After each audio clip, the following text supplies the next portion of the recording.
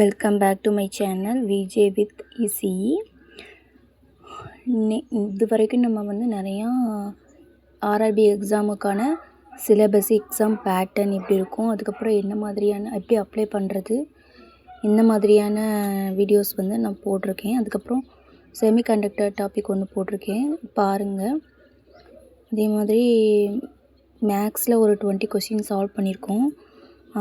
அதுபோக பேசிக் எலக்ட்ரானிக்கில் BJT and மாஸ்ஃபெட்டோட difference என்னென்னு நான் பார்த்துருக்கோம். அதுக்கப்புறம் இன்றைக்கி என்ன டாபிக் பார்க்க போகிறோம் அப்படின்னா, ஆர்ஆர்பி டெக்னீஷியன் கிரேட் 1ல் மேக்ஸில் வந்து percentage, profit and loss 2 topic இன்றைக்கி பார்க்க போகிறோம்.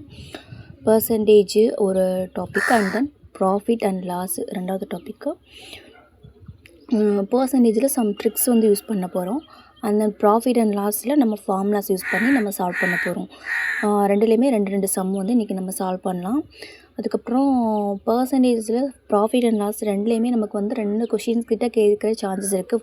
4 மார்க்ஸ்க்கு மேலே 4 மார்க்ஸ் மேக்ஸிமம் 4 மார்க்ஸ் கேட்கறதுக்கான சான்சஸ் வந்து இருக்குது. ஆர்ஆர்பி எக்ஸாம் வந்து எப்படி இருக்கும்னா, கம்ப்யூட்டர் பேஸ்டு டெஸ்ட்டாக தான் இருக்கும். 100 மார்க்ஸு 90 மினிட்ஸ் தான். நம்ம இப்போ பார்க்க போகிறது பர்சன்டேஜ் சம்மில். பர்சன்டேஜில் ஷார்ட் ட்ரிக்ஸ் என்னென்னு பார்த்தீங்கன்னா, 50% எப்படி எழுதலாம் அப்படின்னா 1/2 அப்படின்னு எழுதலாம். 25% 1/4 அப்படின்னு எழுதலாம். 20% வந்து 1/5 அப்படி எழுதலாம். 10% 1/10 அப்படின்னு எழுதலாம். 5% வந்து 1/20 அப்படின்னு எழுதலாம். 50% அப்படிங்கிறது 1/2 அப்படின்னா 100%ங்கிறது முழு ஒன்றுன்னு வச்சுக்கலாம். 50% அப்படிங்கிறது 1ல் பாதின்னா ஆஃப் 1/2 அப்படின்னு நம்ம வந்து மைண்டில் வந்து செட் பண்ணி வச்சுட்டு, நம்ம செம் செய்யல நம்ம ஈஸியாக நம்ம என்ன பண்ணிடலாம், அதை சால்வ் பண்ணிடலாம். இந்த மாதிரி ட்ரிக்ஸ் யூஸ் பண்ணிங்கன்னா உங்களுக்கு அந்த 90 மினிட்ஸு ஒரு சம்முக்கு வந்து 1 மினிட்ஸுக்கு குறையாக தான் நம்ம யூஸ் பண்ணணும். அப்படிங்கிறப்ப இந்த மாதிரி ட்ரிக்ஸ் வந்து நீங்கள் ஃபாலோ பண்ணால் தான் உங்களுக்காக இப்படி வேகமாக நம்ம வந்து சம்மை சால்வ் பண்ண முடியும். 50% வந்து 1/2, 25% வந்து 1/4, 20% வந்து 1/5, 10% வந்து 1/10, and then 5% வந்து 1/20. இந்த மாதிரி ஈஸியாக நீங்கள் வந்து ட்ரிக்ஸ் யூஸ் பண்ணி நம்ம இப்போ சம் என்ன பண்ண பார்க்கலாம். 25% ஆஃப் 480. 25% ஆஃப் 480 என்ன வரும் அப்படின்னு கேட்குறாங்க. 25% நம்ம எப்படி எழுதலாம் அப்படின்னா, 25% வந்து நம்ம எப்படி எழுதலாம் அப்படின்னா 25% 1/4 அப்படின்னு எழுதலாம். இப்படி எழுதுகிறப்ப என்ன வரும், 1/4 × 480. இது சிம்பிளிஃபை பண்ணோன்னா நமக்கு என்ன வரும், 120. 120 இஸ் த ஆன்சர். 25% ஆஃப் 480 என்ன வரும், 120. செகண்ட் சம் பார்த்தீங்கன்னா 40% ஆஃப் 250 அப்படி என்ன வரும்னு கேட்டிருக்காங்க. 40%னா ஒரு 0 கேன்சல் பண்ணி 25 × 4 என்ன வரும், 100. 100 இஸ் த ஆன்சர். இப்போ இந்த 2 சம்மை நம்ம சால்வ் பண்ணியிருக்கோம். ஈஸியாக 1 மினிட்குள்ளே எப்படி சால்வ் பண்ணலான்னு பார்த்தோம். Next profit and loss. Profit and லாஸில் நமக்கு வந்து இம்பார்ட்டன்ஸ் ஃபார்முலா வந்து 4 ஃபார்முலா வந்து நமக்கு இம்பார்ட்டன்ட் ஃபார்முலா. ப்ராஃபிட் அப்படின்னா என்னென்னா, நமக்கு லாபம், எவ்வளோ லாபம் கிடைக்கிது, எவ்வளோ நஷ்டம் கிடைக்கிது.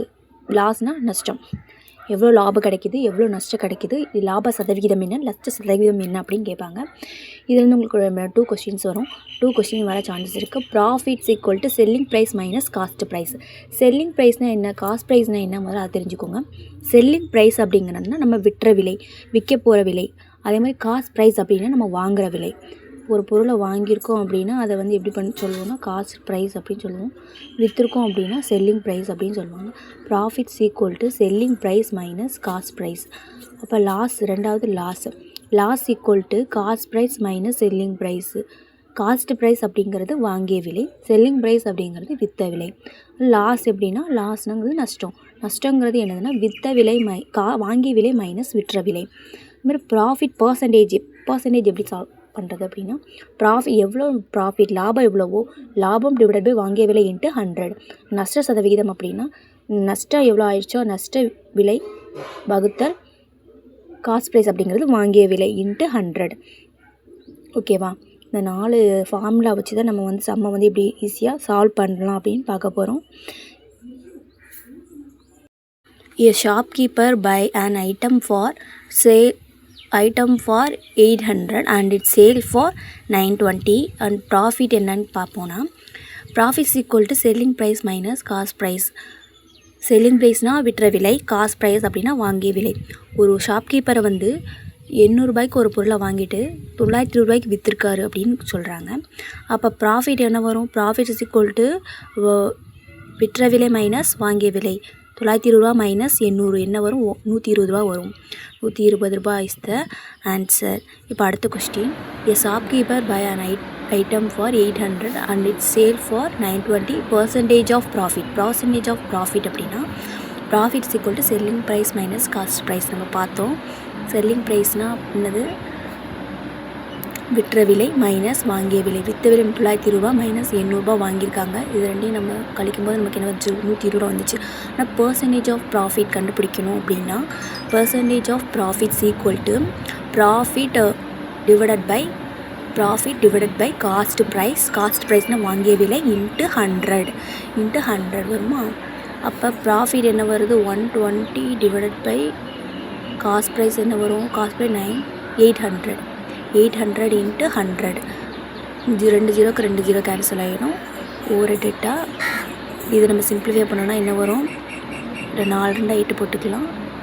6 2 12 0 2 4 3 2 6 0 1 2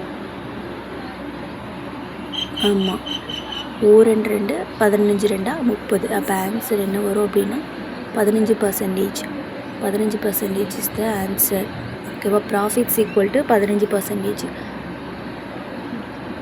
ப்ராஃபிட்ஸ் ஈக்குவல் டு என்ன வரும்?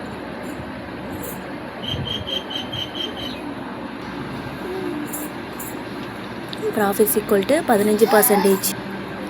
ஆன்சர் என்ன வரும்? 15%. அப்போ எவ்வளோ லாப சதவிகிதம்? என்ன லாப சதவிகிதம்? Percentage of profits equal to 15%. அடுத்து பர்சன்டேஜ் பார்த்தோம். பர்சன்டேஜ் சம் பார்த்தோம்.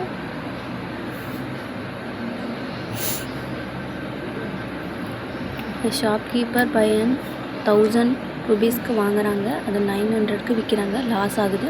இப்போ லாஸ் பர்சன்டேஜ் எவ்வளோ அப்படின்னு கேட்டிருக்காங்க. Loss equal to cost price minus selling price. Cost price அப்படின்னா வாங்கிய விலை மைனஸ் விற்ற விலை. வாங்கிய விலைன்னா 1000 ரூபாய்க்கு வாங்குறாங்க, 1000 ரூபாய் மைனஸ் செல்லிங் ப்ரைஸுங்கிறது 900. அப்போ என்ன வரும்? 1000 மைனஸ்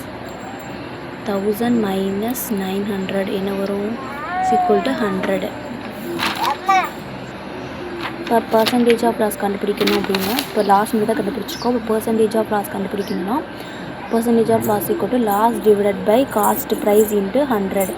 லாஸ் நஷ்டம் டிவைடட் பை வாங்கிய விலை இன்ட்டு 100. நஷ்டம் எவ்வளோ கண்டுபிடிக்கும்? 100 டிவைடட் பை வாங்கிய விலை எவ்வளோ? 1000 ருபீஸ் இன்ட்டு 100. அப்போ இது சிம்பிளிஃபை பண்ணோன்னா நமக்கு என்ன ஆன்சர் வரும் அப்படின்னா நமக்கு 10 வரும். 10% வரும். 10% தான் நமக்கு என்ன ஆகிருக்கு? லாஸ் ஆகிருக்கு. Percentage of loss equal to என்ன? 10%. ஓகேவா? இப்போ பர்சன்டேஜ் ஆஃப் ப்ராஃபிட் பார்த்தோம், பர்சன்டேஜ் ஆஃப் லாஸ் சம் பார்த்துருக்கோம், பர்சன்டேஜ் சம் பார்த்துருக்கோம். பர்சன்டேஜை எப்படி ட்ரிக் யூஸ் பண்ணி எப்படி சால்வ் பண்ணுறது அப்படின்னு பார்த்தோம். அதே மாதிரி நம்ம என்ன பார்த்தோம்? அடுத்து பர்சன்டேஜுக்கு அப்புறம் ப்ராஃபிட் அண்ட் லாஸ் பார்த்தோம். ப்ராஃபிட் அண்ட் லாஸ்னால் என்ன? அதோட ஃபார்முலாஸ், இம்பார்ட்டன்ட் ஃபார்முலாஸ் என்ன? அது 2 சம் பார்த்துருக்கோம். இது மாதிரி நம்ம நிறையா சால்வ் பண்ணலாம். உங்களுக்கு எதுவும் டவுட் இருந்தாலும் கீழே கமெண்ட் பண்ணுங்கள். இல்லை நான் எதுவும் மிஸ்டேக் பண்ணியிருந்தாலுமே கீழே கமெண்ட் பண்ணுங்கள். நான் அதை சரி பண்ணிக்கிறேன். இந்த மாதிரி நிறைய வீடியோஸ் வந்து நான் அப்லோட் பண்ணுறதுக்கு ரெடியாக இருக்கேன். ப்ளீஸ் என்னை சப்ஸ்கிரைப் பண்ணுங்கள். எதுவும் டவுட்னாலும் என்கிட்ட கேளுங்க. எதுவும் அடுத்து என்ன டாபிக் போடுங்க வைங்க அப்படின்னு நீங்கள் என்ன மோட்டிவேட் பண்ணுற மாதிரி சொல்லலாம். நானும் அதுக்கு ரெடியாக ப்ரிப்பேர் பண்ணி நான் டாபிக் போடுறேன். அதே மாதிரி இது RRB எக்ஸாமுக்கு வந்து ரொம்ப யூஸ்ஃபுல்லாக இருக்கும். தேங்க்யூ.